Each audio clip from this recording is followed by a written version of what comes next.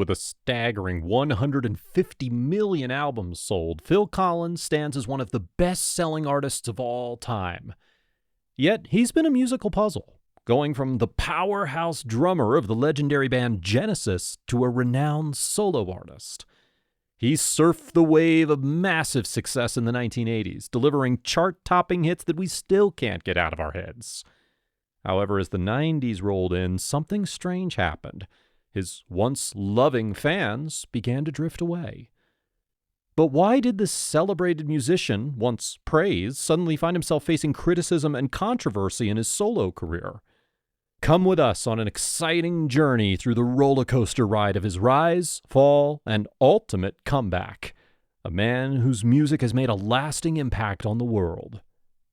Before we kick off this musical journey, don't forget to hit that like and subscribe button for a wild ride through music history. Let's meet the man behind the legendary music, Philip David Charles Collins, who was born on January 30th, 1951 in Chiswick, Middlesex. His dad, Grayville Philip Austin Collins, was an insurance agent, while his mum, Winifred June Collins, worked as a theatrical agent. Phil grew up in West London and attended Chiswick County School for Boys. Before he became a famous musician, Phil Collins dabbled in acting as a child. At the age of 14, he received professional acting lessons at the Barbara Speake Stage School. He even played the iconic role of the Artful Dodger in the musical version of Oliver on London's West End for a couple of runs. You might be surprised to learn that he appeared as an extra in the first Beatles film, A Hard Day's Night, at the tender age of 13. He also had a role in the Children's Film Foundation movie Calamity the Cow. But it was music that truly called to him. At just 5 years old, Phil received a toy drum kit, which was soon replaced by a proper kit. He'd drum along to songs on the radio and TV, learning the basics under the guidance of Lloyd Ryan and Frank King. He wasn't just a drummer, he was a singer too. Even at the age of 5, he entered a Butlins talent contest and confidently stopped the orchestra halfway through to correct their key during his performance of Davy Crockett. In the late 60s, he joined John Walker's band and embarked on a tour in 1969.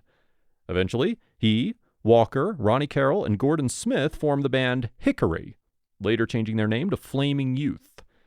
They released the concept album Arc 2 in 1969, but the group disbanded within a year.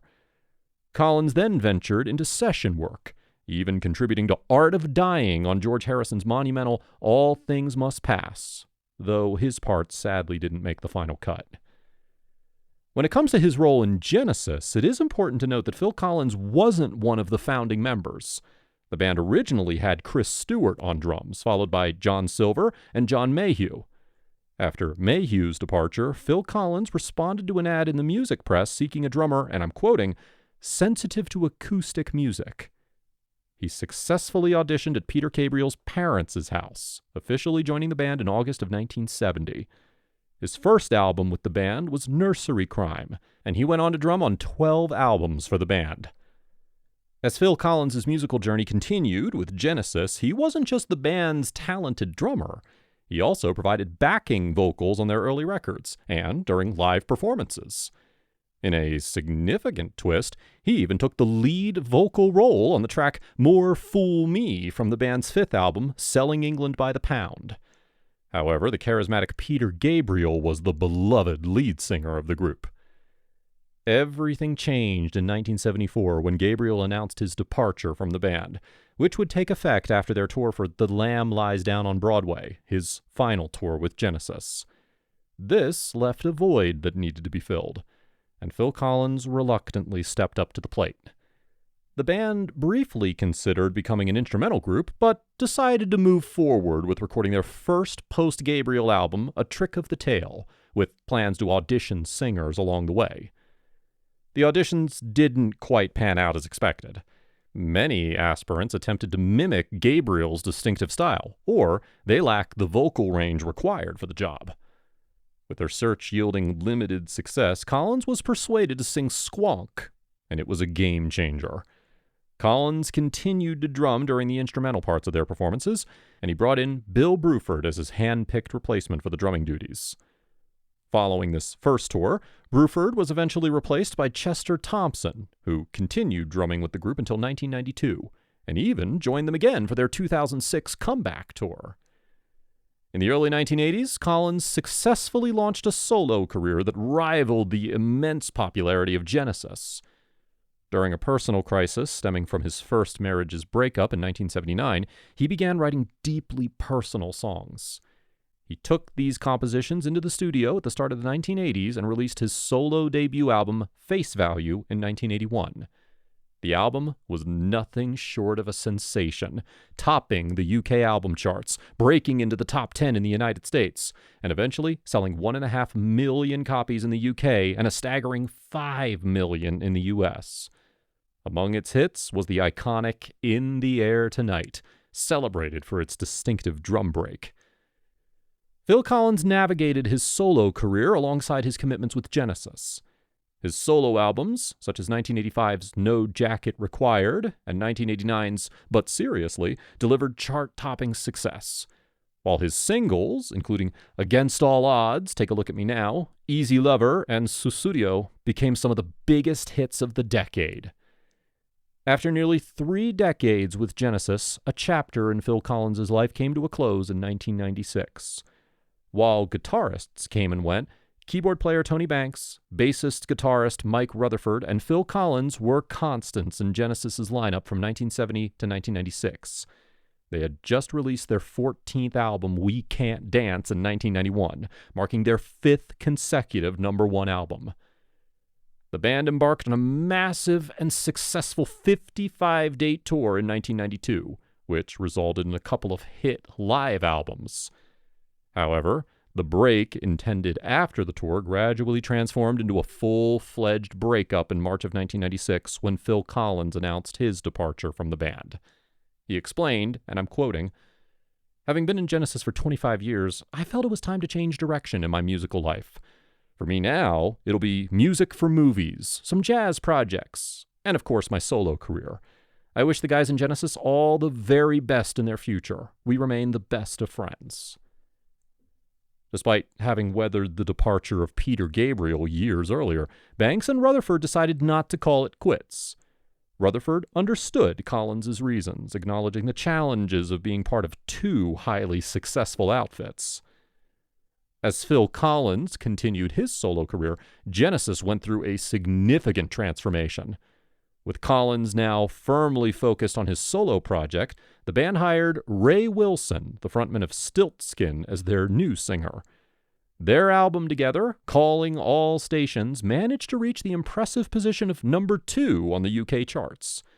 They embarked on a European tour, but were compelled to cancel their US dates due to disappointing ticket sales.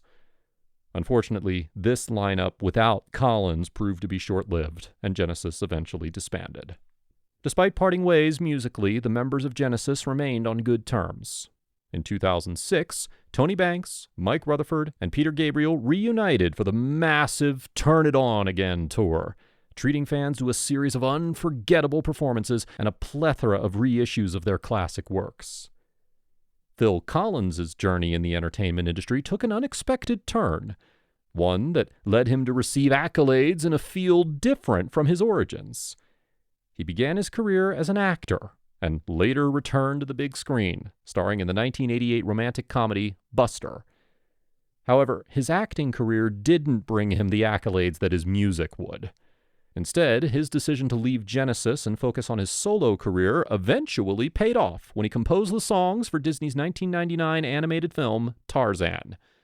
For his contributions to the movie soundtrack, Phil Collins received several awards, including a Golden Globe and the coveted Academy Award for Best Original Song for You'll Be in My Heart. These awards validated his transition into the realm of film music. In 2011, after decades of musical success, Phil Collins made a surprising announcement, declaring his retirement from music. He clarified that it wasn't prompted by negative reviews or unfavorable press coverage. It wasn't because he felt unloved. He acknowledged his large and devoted fan base. It wasn't due to a lack of fitting in. His album Going Back had achieved success. It wasn't so he could dive into his interest in the Alamo. Instead, His decision to step back from music was driven by his desire to be a full-time father to his 2 young sons. He emphasized that some of the things mentioned earlier in interviews were taken out of context and didn't accurately represent his motivations. However, Collins' retirement was not permanent. In the years that followed, there was consistent speculation about a possible return to music. He engaged in songwriting sessions with Adele in 2014, though it ultimately didn't materialize into a significant collaboration. Then, in 2016, Collins released his autobiography, Not Dead Yet, and announced a return to touring in the following year, with his son Nick taking over the drumming duties. Additionally, in March of 2020, Collins reunited with Tony Banks and Mike Rutherford for the final Genesis tour. The tour experienced a couple of COVID-19 related delays, but eventually hit the road.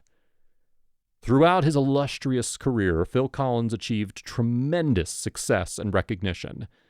His influence over progressive and 80s pop music left an indelible mark, and his unmistakable vocals continue to captivate audiences, including those who may not have lived through his heyday. While his time with Genesis marked a significant transformation for the band, sparking debates about whether it was for better or worse, there's no denying the enduring impact of his musical journey. Phil Collins' story is a testament to the ever-evolving nature of the music industry and the enduring legacy of an artist's work. If you enjoyed watching this video, please smash the like and subscribe button so that you don't miss any of our latest releases.